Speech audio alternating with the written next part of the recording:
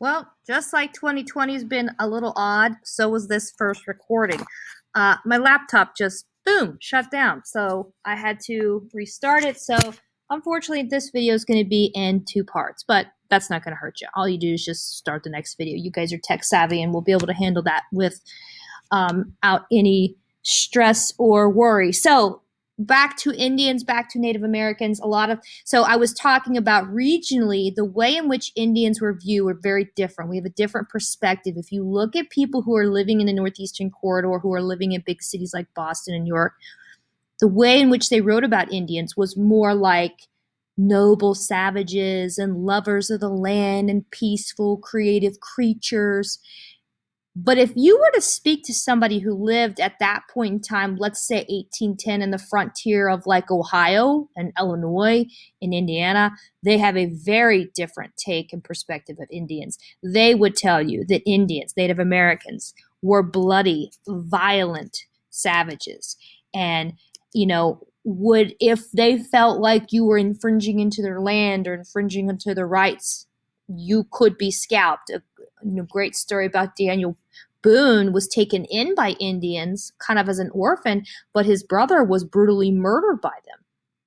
And so you hear a lot of these stories about just, really violent attacks against frontiersmen who were living along that line as it pushed westward. So their idea of what Indians and Native Americans were is very different from somebody living in a remote part of in a big city close to a coastal shores who had already, pushed the Indians toward the west. So those are a couple things that when you think about Native Americans, and you think about conquest, you think about European the Europeans coming ashore and kind of having their first experience. Those are some of the myths that people, we try to debunk out there and make you a little bit more knowledgeable when it comes to European interactions with Native Americans. So another part of this unit is, did Columbus discover the New World? And let me give you the simple answer. No. Now, like we said earlier, he thought it was the West Indies. We know from other histories and other recordings and writings and some artifacts left that there were a few other groups that were actually in North America prior to Columbus. Now, why is Columbus important? Because when he gets there, he doesn't leave. The world completely changes. So that's why a lot of people, especially your little kids learning Columbus, 1492, sailed the ocean, little. That's a good rhyme to remember. And of course, we all remember that, and that's kind of resonates with us. But in all reality, Columbus was not first, okay? The Olmecs, Olmecs, were actually, it was a tribe in the southern part of Mexico and the lowlands and the Tabasco region of Mexico, who had what people believe some Asian influence.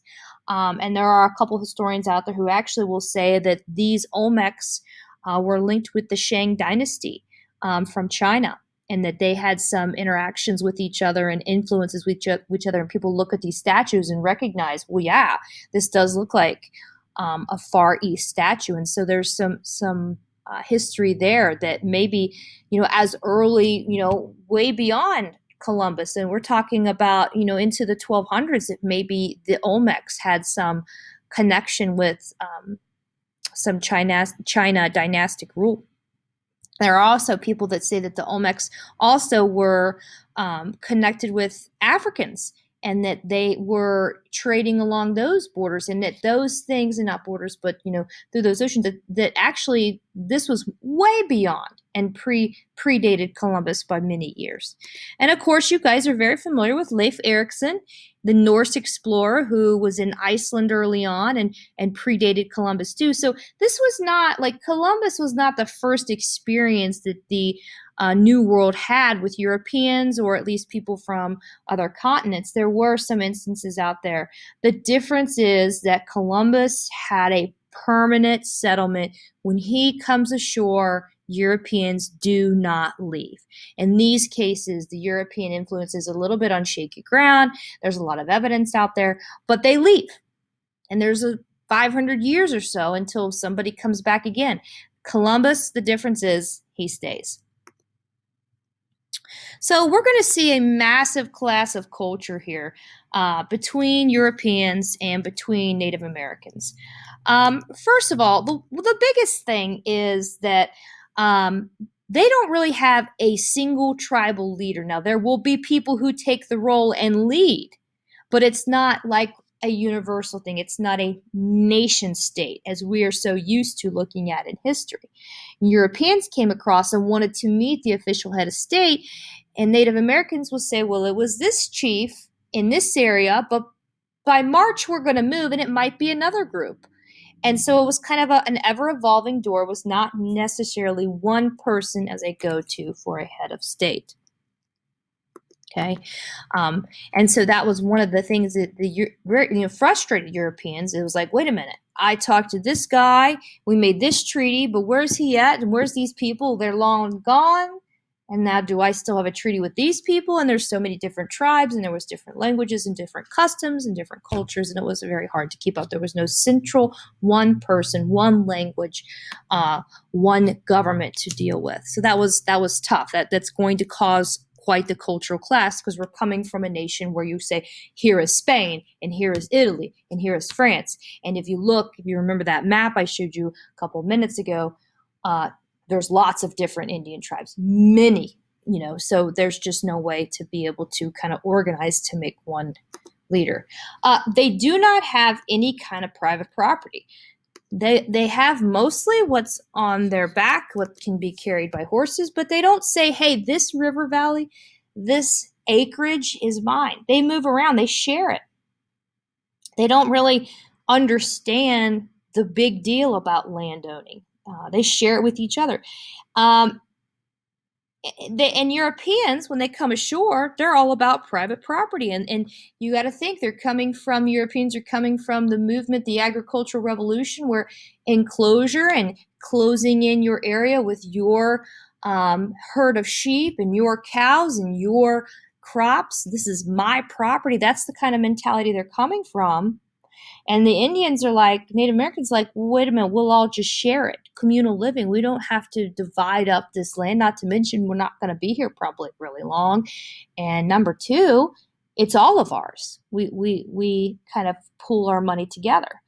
And so that was one of the things, is that that they had really no idea of private property, which kind of frustrated European travelers. The other thing was, Native Americans are about 500 years behind Europe. So when the Europeans step on shore, they present to them a plethora of cooking tools, steel pots, steel swords, horses. Plains Indians realized the technology just in being able to ride a horse across an area. And so this technology, they show up with steel. And the Indians, Native Americans, have rocks, okay? And so the Native Americans start to recognize, hey, we want that stuff. What can we trade to get those goods? And so that's kind of where the Native Americans recognize that, you know what, it might be in our best interest. It might behoove us to begin to trade with them. Obviously, one of the pieces that they really wanted was the ability to fire a gun. When they see that the Europeans have this ability and these machines that are loud but seem to kill animals immediately, really, and then of course kill humans immediately, they really become intrigued and try to figure out ways in which to trade. And that will come into play when we talk about the War of 1812, where the British, where we get really angry because the British are funneling arms and weapons to the Native Americans on the frontier to hinder our expansion, and that becomes one of the catalysts for that war. And so, one of the things that's going to happen is the Columbian Exchange, and we will have a lot of questions on this. Probably will be one of those topics that you will for sure see as a part of the AP test exam at the end of the year. And you probably have studied this before in some history classes, maybe mention of it, is that it's going to be this massive cultural exchange that's going to take place along the Atlantic Ocean. They are going to bring massive amount of food and horses, and we're going to trade corn, and we're going to learn about the potato. We're going to learn about cocoa and vanilla, and we're also going to learn about smallpox. So not all the things that were traded were good back and forth, but this massive cultural exchange that takes place between Europeans and between North American Indians is going to begin in this time period. I got a little video here if you want to come back to it maybe and watch it in a couple minutes. A little just side note, I'm always amazed. First of all, I always grow tomatoes in the summer. I've got a ton of them right now, but tomatoes were considered poisonous by Europeans. And the Native Americans couldn't understand, like, why wouldn't they want these tomatoes? They're so good. I don't even need salt on my garden tomatoes. I can just eat them whole. Well, the funny thing was Europeans had lead plates. And so the tomatoes, when they would cut them off, the juice would soak up the lead and it would make people sick. So for 100 years or so, Europeans thought tomatoes were poisonous and they wouldn't eat them, they wouldn't trade. And then eventually they realized it wasn't tomatoes, it was actually the lead plates they were using. So what's going to happen is the Native Americans are going to become dependent on European technology. And they are going to almost kind of lose themselves in gaining this technology. They're going to lose language and traditions. And Europeans are giving these things, and the Native Americans are taking them. And it's one of those things. It becomes one of the things that basically stops the Native Americans from thriving. The biggest thing is the disease, because it's going to kill a lot of them. But the exchange that happens early on, and then eventually they get into the smallpox and other diseases, is going to be devastating to the Indians. But the exchange that happened early on will bring a lot of different crops and ideas back and forth between the two continents. Okay. In a matter of 100 years, 90% of the population, when Columbus steps on shore, will have died of disease. So we're talking about a serious amount of numbers of people who are going to die because of this cultural exchange and eventually extinction. So why weren't the Indians able to win? I mean, they've got home field advantage. They knew the lay of the land. So what were one of the some of the reasons why they weren't able to win? Number one, they did not have a united front. They wanted to be friends with the Europeans. They wanted to sit around and smoke a peace pipe and trade and gain weaponry. They weren't really interested in the Europeans taking their land and taking over their property. Even though they didn't call it their property, they felt like it was their land to roam. And a disease obviously took out a large number of Native Americans. The important thing is this becomes, America's longest war. We will not see the end of this saga until 1890, which is a very famous essay by, oh gosh, I just split mine, but it's basically the end of the frontier. In 1890, there's an essay written, and it's a thesis paper about a man who looks around and realizes that we have covered the entire United States, and where else are Americans going to discover? Where is the new world now? Where is our thirst for adventure? And basically, by 1890, the Indians will almost cease to exist. Now, it is not 100% extinction.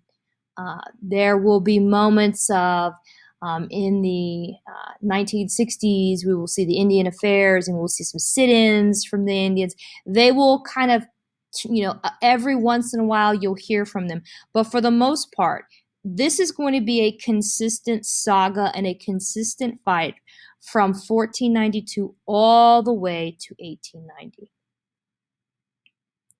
Frederick Douglass Turner, and the ideas that the continent had closed and there was no place for us to. Frederick Jackson Turner, I take that back. That's it. I'll have to look that up. I'm getting his middle name mixed up.